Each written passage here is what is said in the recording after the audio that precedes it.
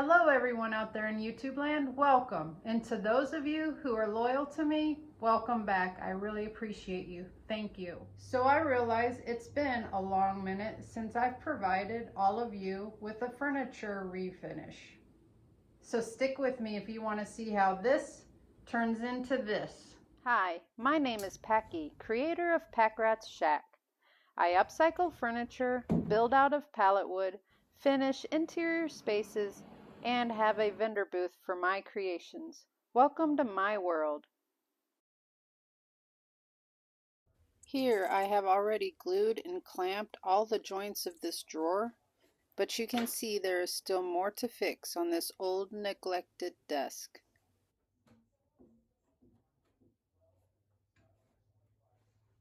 I can't believe there is no hardware keeping this door from hyperextending. I decided to take it off while I process the piece so more damage doesn't occur.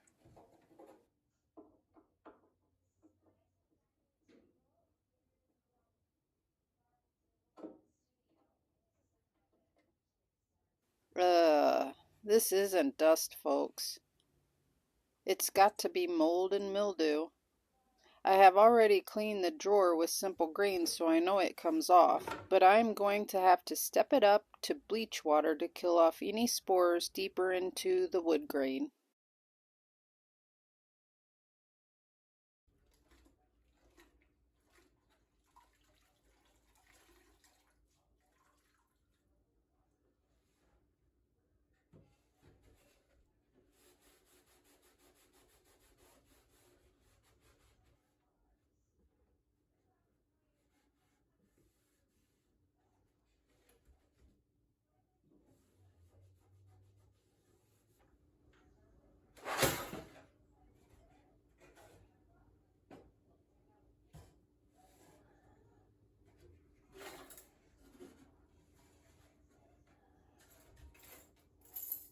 Jackpot!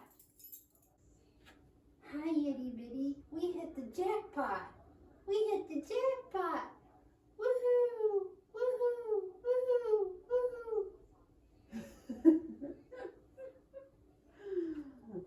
You poor little baby. Wait, there's a number 1776 and 1924 or 1927. Can't tell if it's a 7 or a 4. Oh my goodness, there's so much writing on here.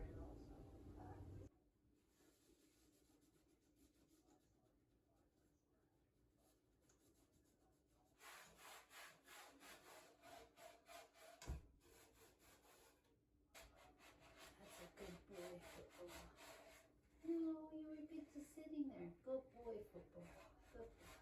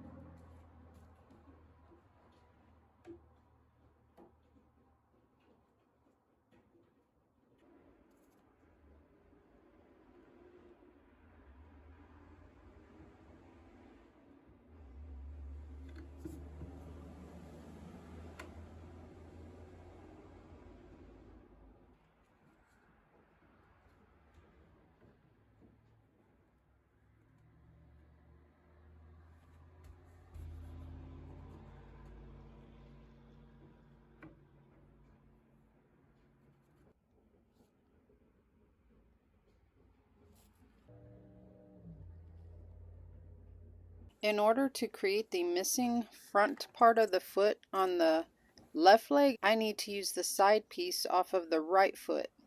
But the sides are slightly narrower than the fronts, so I know I will have to use a bit of filler to even out the cast after it is secured into place.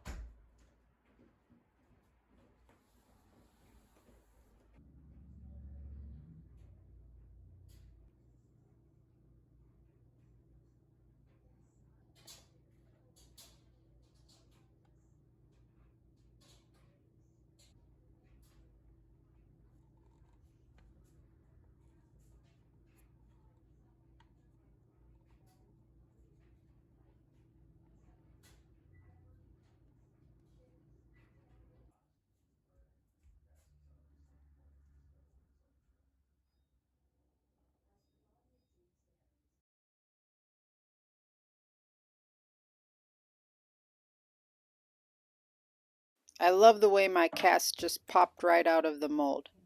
I've used other trays before that would not release the cast. That is a big struggle. I need to sand off the high edges and fit it into place on the other leg.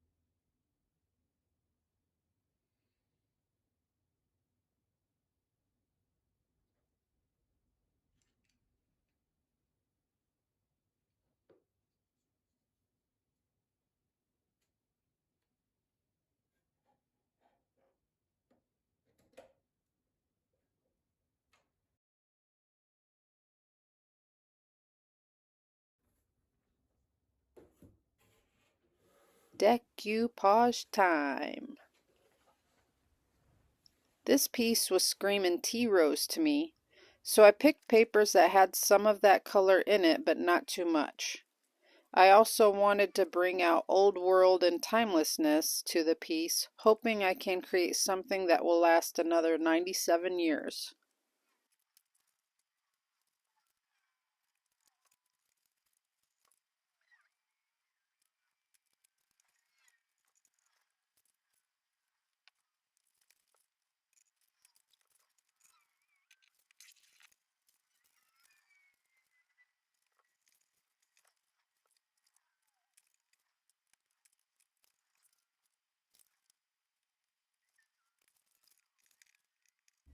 I am just using Dixie Belle's extra coat I had left over from another project in order to install this craft paper.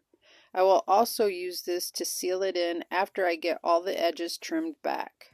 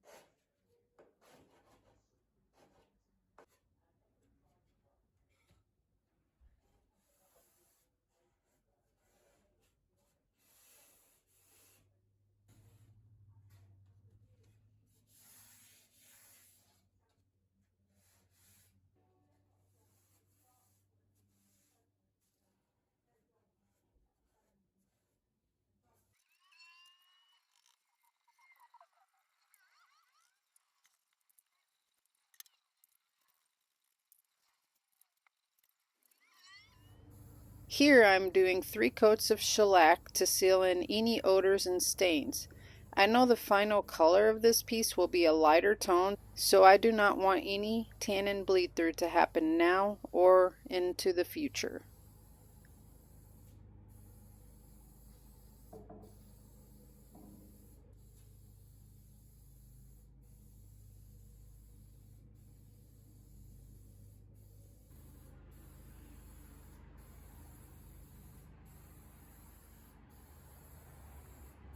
I choose this Krylon Fusion 5 times coverage in coffee bean to be my dark base coat. I love this color and I want it to show through after I distress the piece back. These dark browns pair well with light pinks.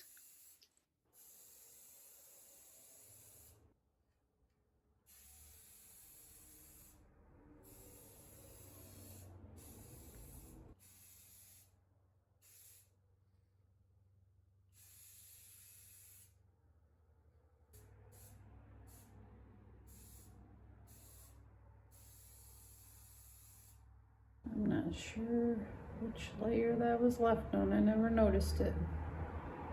But now I do.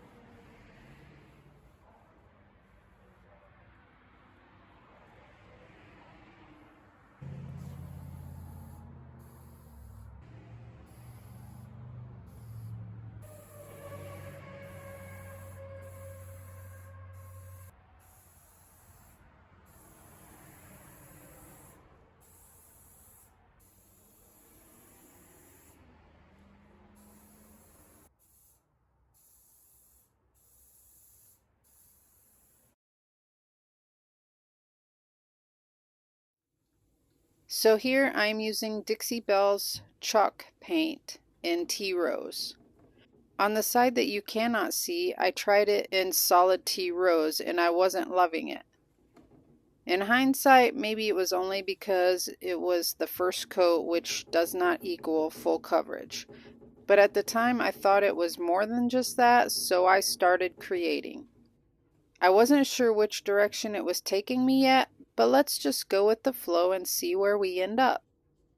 I tried to create a caramely color using pine cone and daisy, also in Dixie Belle's chalk series. I feel I got the color that I was wanting that would also look good with the chocolatey browns and the tea rose I am using.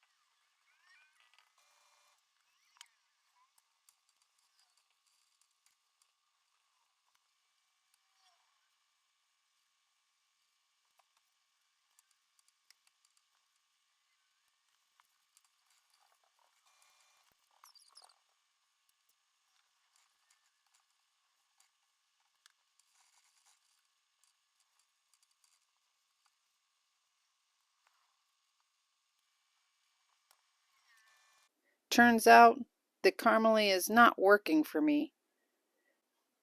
It is a learning process on choosing, mixing, and blending colors. I think I failed on this one.